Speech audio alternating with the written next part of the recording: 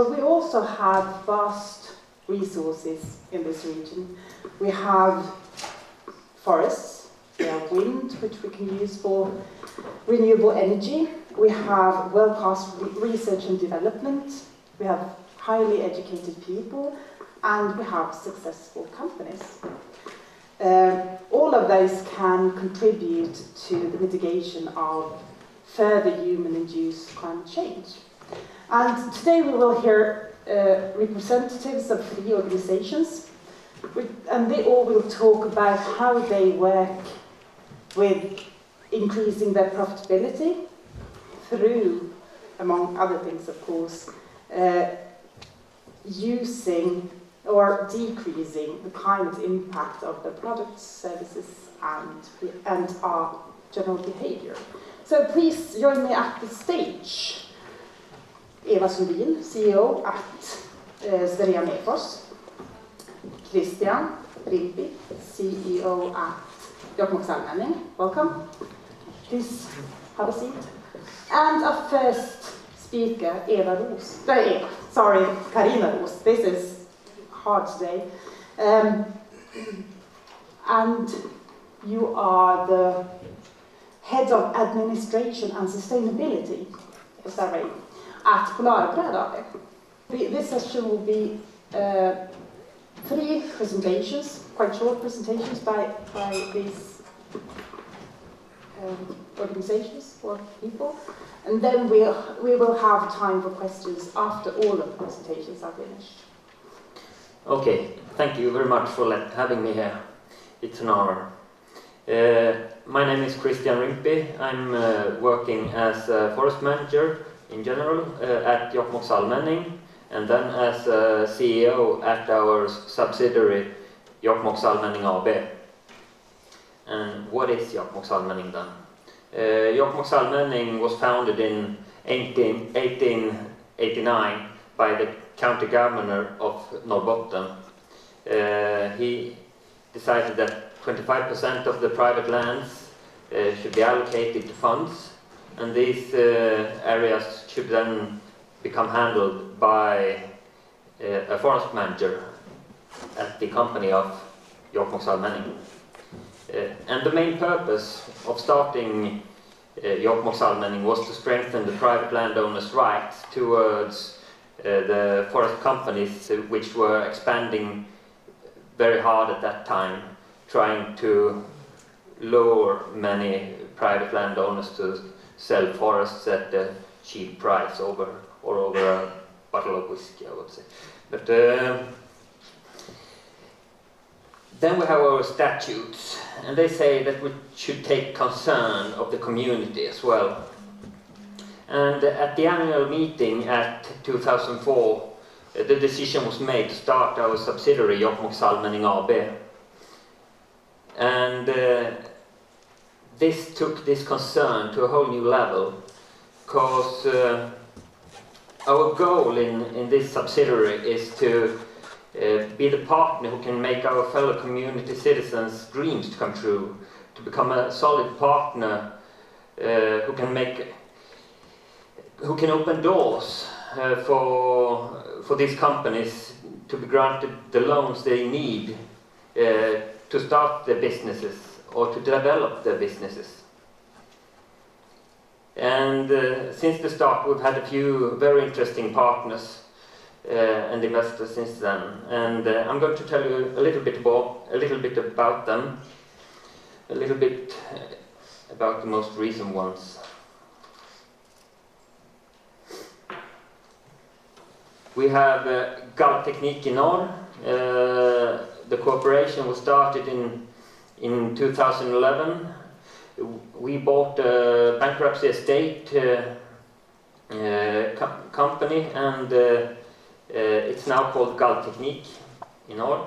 It was together with another investor, and after a while we broke that companionship and bought his shares and looked for another partner who became PNF Förvaltning or Nybörsmekaniska, who is the active partner in this. And 2 years ago, they bought our shares and are now running the business by themselves. And they've got about 8 to 10 employees at today's date. And it's a zinc galvanization industry.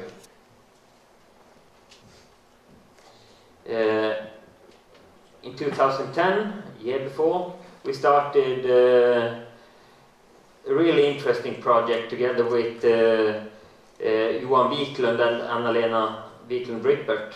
They decided to try to start a beauty cosmetics fabric in Jokkmokk. And we've been with them on a long journey from the beginning, and you might have seen the products at the airports all over Sweden today. They have had a really success story. They've also gotten some prizes for innovative businessship. So it's an honor to have been a part of that journey. A couple of years ago, they bought our shares as well. Seek partnership with another investor to be able to expand even faster than we could help them with. And they are a really ongoing business right now.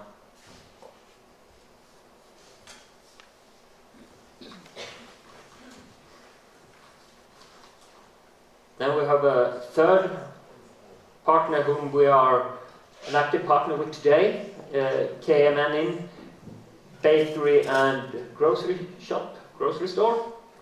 They came with an idea to us to start over a bakery when the grocery shop shut down in Borderless a year before or so. And they were thinking how to create a business which should be solid year-round. And so they quit their regular jobs and decided to start this bakery. And they've also won some prizes for being good entrepreneurs and showing their customers, and so really interesting products. Yeah, I'll settle with that, I think, about them. And they've also increased the turnover during the years passed by. Borderless Skidliftar, family business since 1966, also developing, expanding. We've got quite a few skiers and national teams coming to Borderless, running before they went to Levi, and now they came back a week ago to Borderless after being in Levi.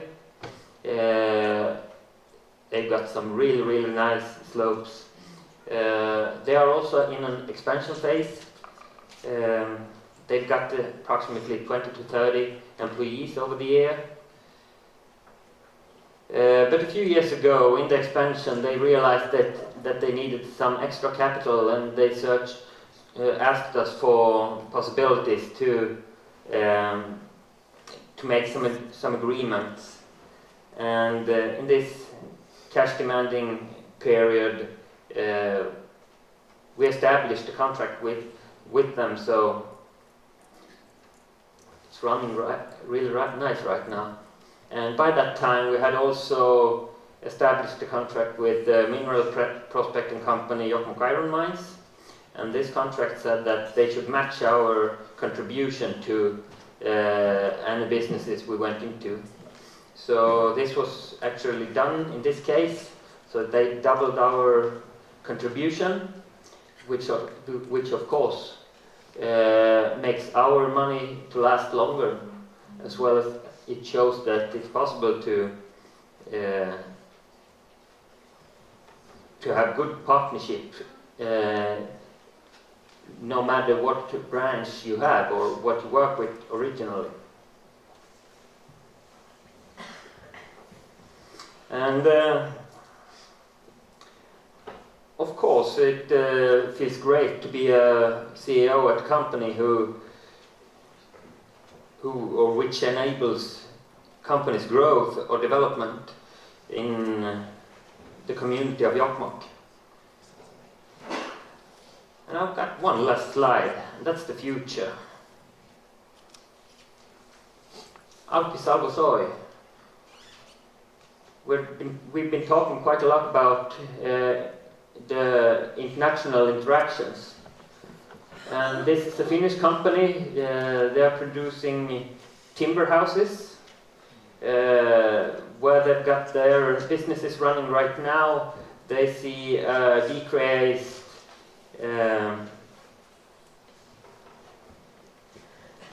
decreased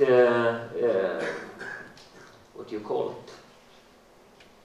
They can't find their raw material near their running businesses, so they are looking over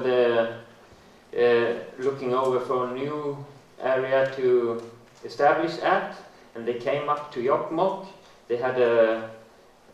They were in contact with our local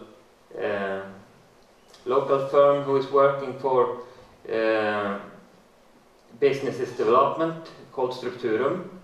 And at that time, my chairman met them, and he introduced them to our subsidiary, and we've been in contact with them since then.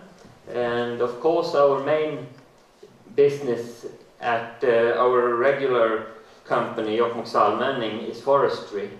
And then to be able to make a contract with these guys, saying that we are able to distribute or guarantee them the right kind of quality of timber, that is great. I mean, we've had a sawmill running in Jokkmokk before, but that was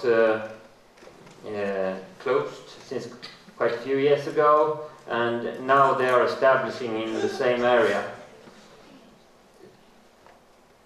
Hopefully, we'll get these business running next year. So they are about to start their new businesses in Sweden, and then their new company in Sweden, and then to get the finals, and hopefully we can keep doing these kind of businesses and establish new contacts in between borders, as we talk so much about at this conference. I believe Mikael Jansson, who spoke here earlier, mentioned some about regional development in the Arctic region, niche products and smart specialization, and to have a broad spectrum of development and value-added business. I believe this is exactly what that it is about. Thank you very much. So I just have one question before I let the word loose amongst you, and that is, if you are to mention one issue that you feel is the most important to mitigate further climate change, what would that be? Yeah, of course, I work in the forestry, so the forests are a great part of the solution by using these rights and letting them grow. Okay, good. Well, one last question then. This conference is about borderless opportunities. If you are to mention one borderless opportunity that you see in your business as an important one for the future, what would that be?